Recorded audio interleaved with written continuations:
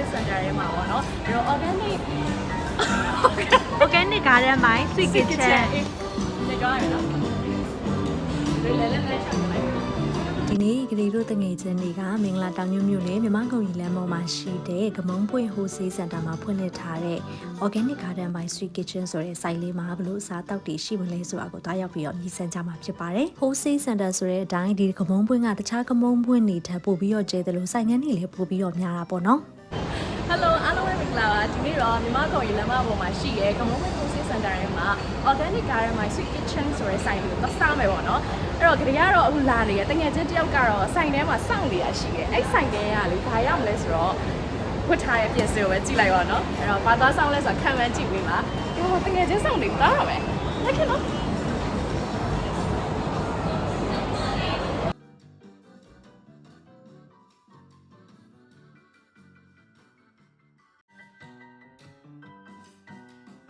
ဆိုင်ရောက်ပါပြီ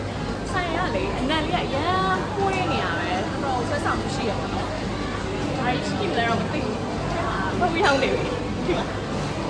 ဒေါင်းလဲဆိုတော့မမမှုပြုတ်ရဲဆိုပြီးထုတ်ဖိနေဝတ်လာအကြောင်းလေးတော့မတ်ဖြစ်နေပြီဒီဆိုင်ရဲ့ brand ambassador ခန့်လိုက်ပါဒီ specialty တဲ့ရှိရကြတယ် specialty လေးပါတယ်မဲလုံးဟောက်တယ်မဲလုံးကျော်တယ်မဲစတက်မဲသားဆိုလည်းတော့ကောင်းမဲ့ပုံပါနော်ခါချင်တယ်အဲ့တော့ဘာစားမလဲလိုက်ချင်လားဖြူကြည့် Organic Garden ဆိုင်လေးကတော့ကမုံပွင့် Wholesale Center ရဲ့ ground floor မြင်းကြီးထဲမှာရှိတယ်ပေါ့နော်ဆိုင်လေးကအစိမ်းရောင်လေးနဲ့မြင်လိုက်တာနဲ့ဝင်ပြီးတော့အနားယူချက်စရာအစားတောက်လေးတွေမြည်ဆန်းချက်စရာကောင်းနေပေါ့နော်ဒီဆိုင်လေးမှာကတော့အင်ဒိုနီးရှားစတိုင်ဟင်းပွဲလေးတွေနဲ့မြန်မာအစားအစာတွေရောယူရီးယားအစားအစာတွေရောအစုံရှိတဲ့ထဲမှာ signature ဖြစ်မဲ့ဟင်းပွဲလေးတွေကိုဒီနေ့မှာဥရိုမြည်ဆန်းခဲ့တယ်ပေါ့နော်ဆိုတော့ဒီထဲမှာဆိုလို့ရှင်တော့ပင်လယ်စာအစုံထောင်ပြီးတော့အရွက်စုံတုပ်ပြီးတော့ဒီနေ့ရဲ့ today special menu ဖြစ်တဲ့အမဲဆလတ်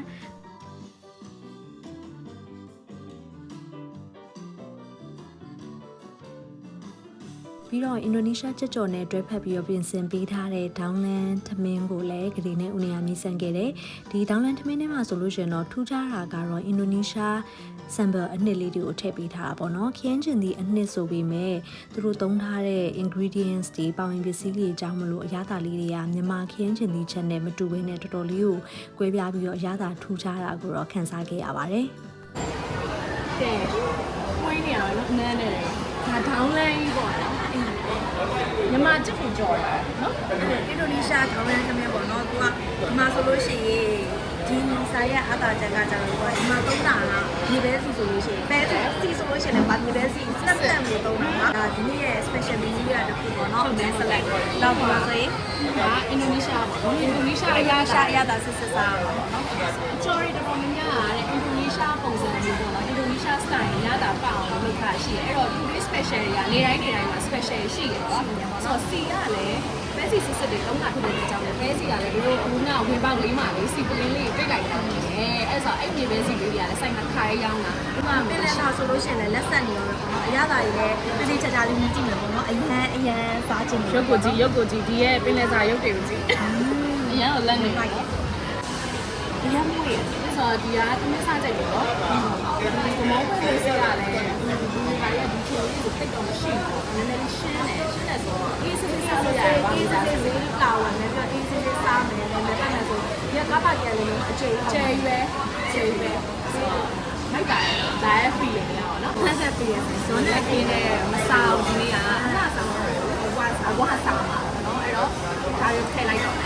ရင်ကအရင်ကြည့်တယ်အမဲစလက်စားရလိုက်လေပေးပါစားပြီမပတ်ဆက်ပါဘူးအဲ့ဒါဆိုလို့ရှိရင်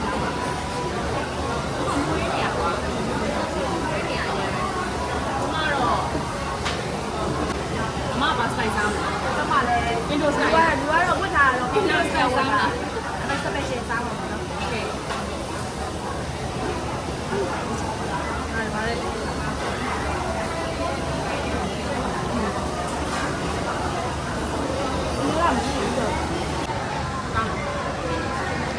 ဆိုမှလေတချို့အမဲသားတွေဆိုရင်ညနေတက်တက်လေးလောက်လိုက်တယ်ဆိုသားရမှာဝါတယ်မသားလည်းမမအောင်ဒီနေ့လည်းမရှိဘူးပြီးတော့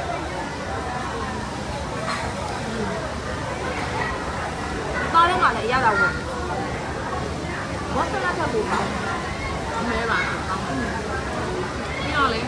အမေကလည်းအဲ့လိုမျိုးပေါ့နော်ဟိုရှမ်းဆန်လို့နည်းနည်းလေးအဲ့လိုလေးပါတယ်အားရလည်းကောင်းတယ်မစားနေကြဘူးဆန်ကောင်းတယ်ဆက်ဆိုလို့ရတယ်ဒီခါလေးလည်းနေနေပါပါတယ်ပေါ့ချလိုက်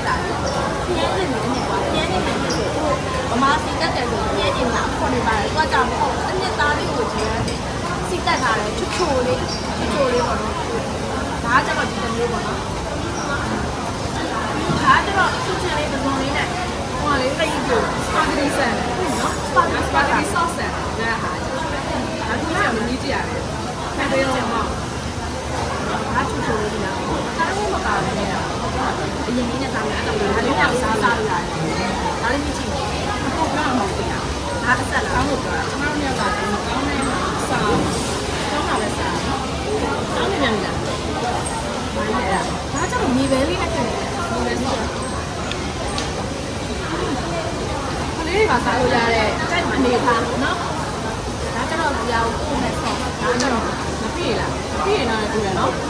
ဒီကြည့်လိုက်အဲလည်းမြည်ကြည့်လိုက်တော့ပြည့်ရတယ်နော်ဆော့ပြီးတော့မမစမ်းနေဆိုလို့ရှိရင်ပြည့်နေတဲ့မှာဆိုရင်ဒီကပြည့်လည်းပါတယ်ပေါ့နော်ဒါကြတော့မျိုးပြီးလုပ်ပြီးသားမျိုးကျွန်တော်လေဒီကမဟုတ်ခုနဲ့ရန်တော်ရက်ကြိုက်ပါတယ်ရက်ကြိုက်ပါတယ်ကအရင်ကောင်းတယ်ဒီနှစ်မြေပဲအနှစ်လေးပါတယ်ဒီလားဆိုမြေပဲလေးပါတယ်တကယ်လေကလေးတွေပါစားလို့ရတယ်ဆက်စချင်းမှလေးချိုးွားပြီးတော့နောက်ဆက်ရောက်သွားမှရှားရဲ့အနောက်ထပ်ရောက်သွားမှနည်းနည်းလေးတော့ဆက်ရရတာတန်တာရှားရဲ့အရှိပြမှာချိုးရတာကို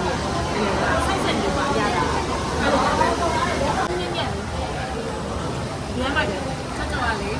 အင်ဂျော်လိုမျိုးလေးပြလာ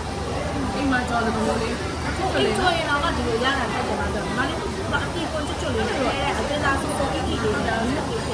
တော့ရှိမယ်ပေါ့အင်ဂျော်တော့ဒီတိုင်းလေးပေါ့နော်ဒါပေမဲ့ပေါ်ရမှာလည်းချောက်လောက်ထားတော့ဒီတိုင်းဟာလူလေး technique ပါရှိနေတာဒီအောင်လို့နော်အနောက်ကပါဆိုတော့ site ထဲမှာ signature humor ရရှိတယ်ဆိုတော့ဘာလို့ signature ဖြစ်နေရလဲဆိုတော့အဲ့ဒါစားချင်းမှာ texture တွေကအစားရတာတွေကအစားတကယ်ကွာခြားပါတော့ဟုတ်မဖြစ်နေတော့စားတယ်ကောင်းပါချက်ချက်တော့ကြိုက်လာပြီချက်ချက်ကြိုက်လာလို့လို့နေနေကချက်ချက်စားပြီလားကလာကြည့်အော်ရွေးနေဟာ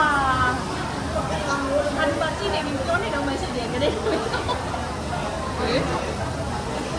ကောင်းလာတယ်စားကောင်းလာတယ်စားကောင်းလာတယ်စားကောင်းချစ်ရရိုးလွတ်ရိုးရပါရဲ့စိတ်ထဲမှာအနောက်ရှိဖြစ်ဘူးကွာဘုံဘုံကိုကိုက်လိုက်ရောရမလားအခုဆိုဘာလို့ချစ်တော့တယ်ရိုးတွေကြိုက်တဲ့လူဖြစ်ရတယ်တားထက်ဆိုင်အဲ့လိုရိုးလေးကိုက်ရမှ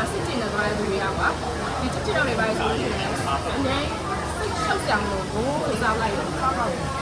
မှာအချောင်းတွေရမ်းကောင်းတယ်ပေါ့။ကောင်းတယ်ကောင်းတယ်။အခုမပြောတော့တကယ်ပြော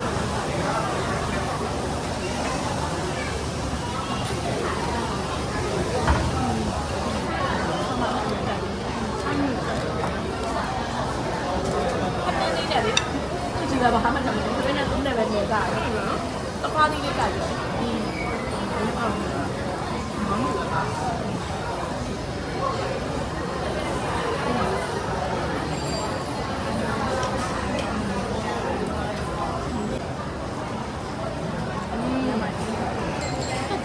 ဒီအနက်တုံးလို့ရတာ။အဲ့လိုမျိုးကစားတယ်။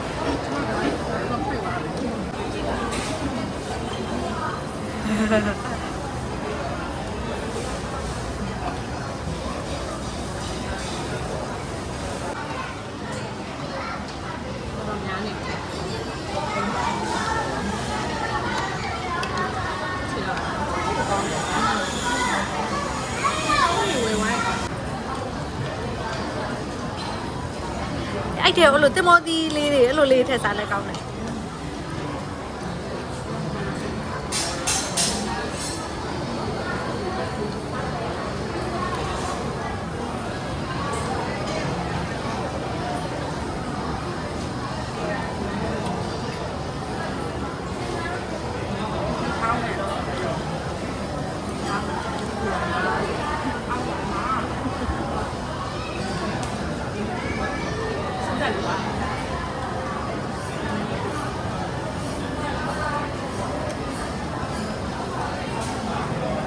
တော့ပို့ပြီးတော့ရတာလေးလေးအဲ့ဒါကြောင့်ပို့လို့ဘာနာကြမှာညကလည်းငါတက်တက်မယ်ကောင်းတယ်ပြန်လာစားမဘူးလေအားရပြန်လာစားဘာမှမပါဘူးအခုစားပြန်လာစားစားအဲ့ဒါဒီပြန်လာတောင်းတယ်ဒီအမိုင်းထုတ်လိုက်တော့စားလိုက်အမိုင်းတော့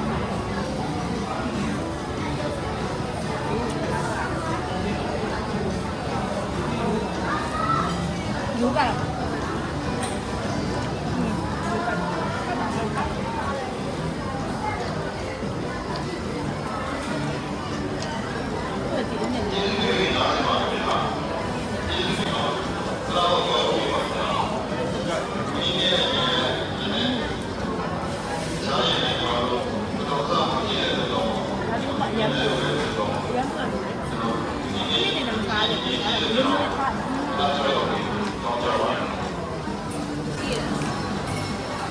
ဆန်ကက်ဒါတော့စတော်ဘယ်ရီပေါ့နော်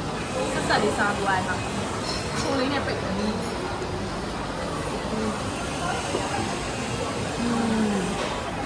ဟာဝါရတာပတ်သက်ပြည့်စုံနော်ဒီနေ့ကတော့တကယ်ကိုပြည့်စုံပါလားကြည့်နော်အဲ့ကတော့အဲ့လို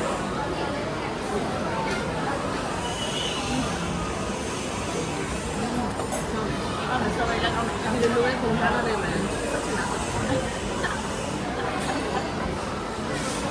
ဒီဦးနဲ့ကလေးကတော့ organic garden ဆိုင်လေးမှာအစားအသောက်တွေကိုအရသာရှိရှိနဲ့တကယ်ကိုကောင်းမှုမစားခဲ့ရပဲဖြစ်ပါတယ်။ဟင်းပွဲအရသာလေးတွေကိုကြိုက်လို့အိမ်အတွက်လည်းပါဆယ်လေးတွေဝယ်သွားဖြစ်တယ်ပေါ့နော်။မကြာခဏလည်းလာစားပြမယ်လို့ထင်ပါတယ်။ဒီဗီဒီယိုလေးကိုကြည့်ရှုနေတဲ့တငယ်ချင်းတွေမိတ်ဆွေတွေကလည်း